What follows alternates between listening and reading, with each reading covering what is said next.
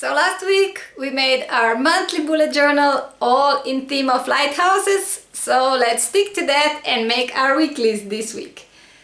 As you'll see in this video, I ran out of space in my old bullet journal, so I had to break out a brand new one. I never had this one, so if you want to hear my thoughts, stick around.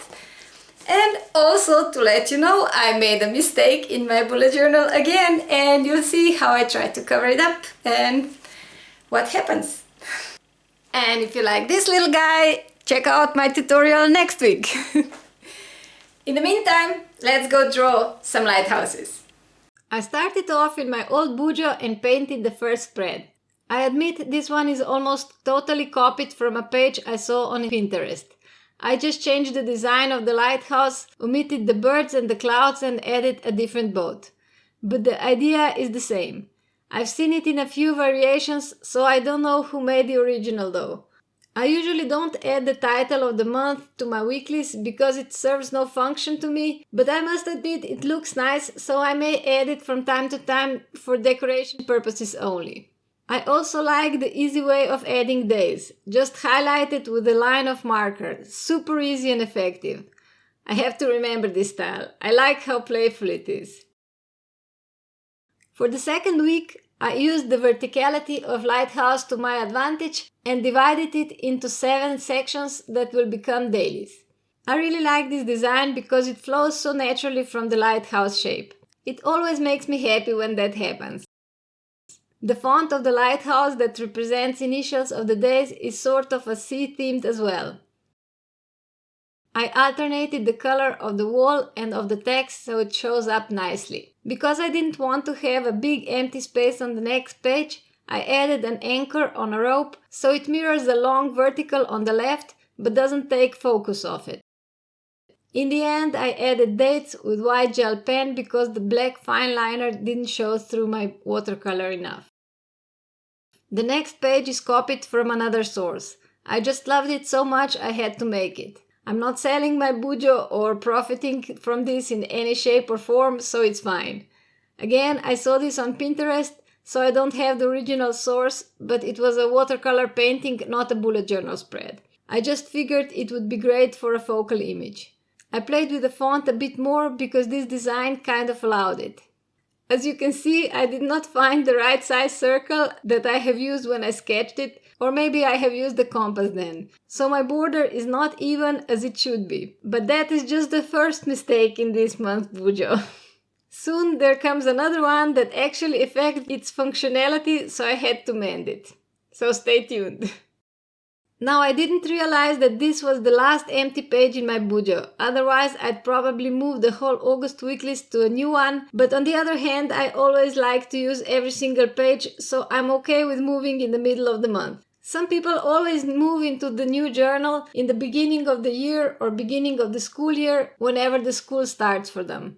But I would feel bad if I left any pages untouched, so I move whenever the old journal is full. I keep my old journals in my room, so if I need to reference something, it's not that big of a deal. And the bujo adapts to my needs as I go this way. I keep all my collections on one side and the monthlies and weeklies on the other. That works for me. You can learn more about that in my yearly planning video. I'll link it in the description. I promised I'd tell you my thoughts on Leuchtturm 1917. I must admit I was a bit surprised how thin the pages were, but nevertheless they hold watercolor pretty well so far. It's true that I haven't drowned it in washes yet, so I will let you know once I do that. I'm sure I won't be able to resist, so subscribe to hear about it. I wanted to break away from big focal images and try a bit more spread out page with a different style of lighthouse for each day. I drew them out, added the dates and colored them in, as usually. All well, you say. Except I made a mistake. Can you spot it? When I was drawing my pages in my new bujo, I forgot that I've already painted one weekly in my old bujo. So I counted the spreads and they were not enough. So I sketched one more. And when I was adding dates, you see, the same dates on 2 weeks. Now that's a mistake I have to fix. So I took my trusty old circle punch and 2 collage papers and cut out 7 circles. I decided on the blue ones in the end. I stuck them on top of the wrong dates and wrote the right dates on top. Fixed. I know what you'll say. I make a ton of mistakes in my bujo, and I totally agree. But I still like it. It's a fun space to play in. If I make a mistake, I try to remedy it if it's something that affects functionality, or just let it be if it's purely aesthetical issue. I think that's a good practice for art. Less pressure and more mistakes. For the last page of my bujo, I had to change the dates again, as you'll see later, but here I haven't noticed it yet. I wanted a wild lighthouse in the middle of the turbulent sea, so I placed the lighthouse to the right and drew crashing waves around it. I noticed that I like to end my month with an image on the right. It's probably some conscious closure of the month. Do you have any perks like that? I added some splashes to the waves and then tackled the dates. Since the lighthouse is red and blue, I decided to make the dates 2-colored as well. You see, in the end, this was all a happy mistake, since I think this spread looks better now than what I initially imagined. That happens sometimes when you play and mess up and don't care that much about the mess. And that way you get a bonus page, the one that is actually not needed for August. But I didn't know that at the time of drawing it, so I'm leaving it in. If you like this one better, you can substitute it for any of the previous weeklies, or you can use it as a page for lists, which is what I will do. I haven't decided on the titles of the lists, so I did not mend the titles yet. I'll do that as I go. I've sped up this page even more than the others because it's really nothing new and I don't want to bore you. If I did it again, I'd choose the same perspective for all 4 lighthouses though. I thought it would be fun to have them from different views, but it looks weird. And here's the final flip through of the whole month. If you've missed the last week's video with monthly planning, check it out, and if you want more from Very Arty Fairy, make sure to subscribe.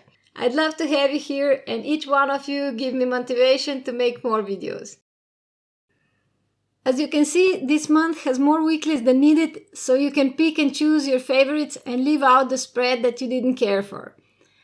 There's luck in everything, right? At least in art.